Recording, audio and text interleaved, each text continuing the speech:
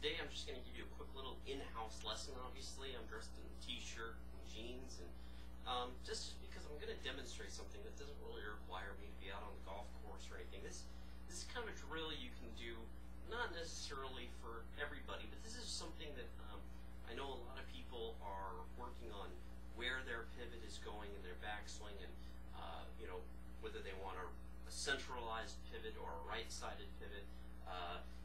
Basically, I am of the opinion that you want to get onto the instep of your back foot, and that's where you want your weight to be. But you also have to have some tilt away from the target. So when you're in the face-on view like me, you're going to see this tilt where my spine, okay, my spine here is at an angle, okay, about like that. And so I've got this angle to my tilt, and yet I'm still over my back foot.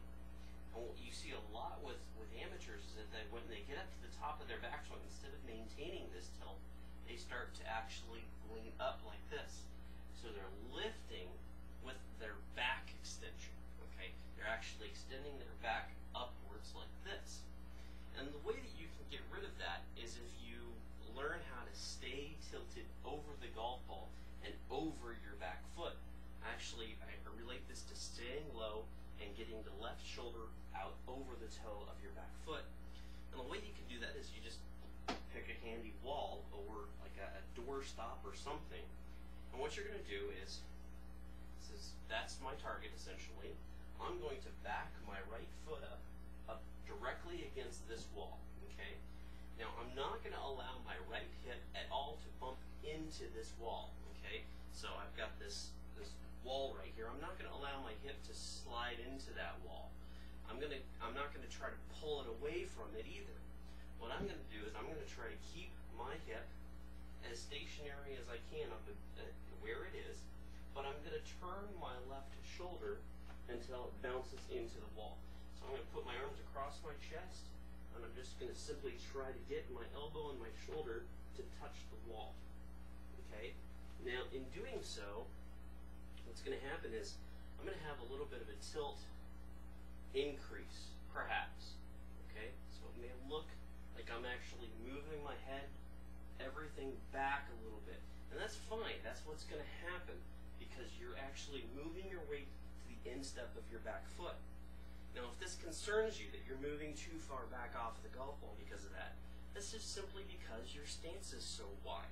If you don't like that, then just narrow your stance. You can still do the same thing. See, as I set up here, add a little axis tilt at my setup. As I turn, I'm basically keeping my head essentially in the same place, and I'm just turning. But with a narrower stance, it doesn't create that little bit of sway that's going on. So if you're concerned about having too much sway in your golf swing, you can narrow up your stance. But I generally prefer to have a little bit of a wide stance. I like a little bit of motion back and forth in my golf swing. Some people don't, some people do. So that's your tip.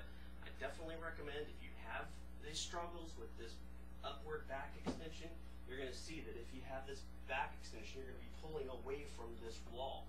You don't want to pull away from the wall. You want to be bumping that shoulder into it and staying down and low to the ground and compress onto this right leg and be pushing down onto that right leg so that when you move forward, you can use that shear force on that right leg to push yourself forward and move into the strike, move forward, move towards the target, and start generating some speed and power that way.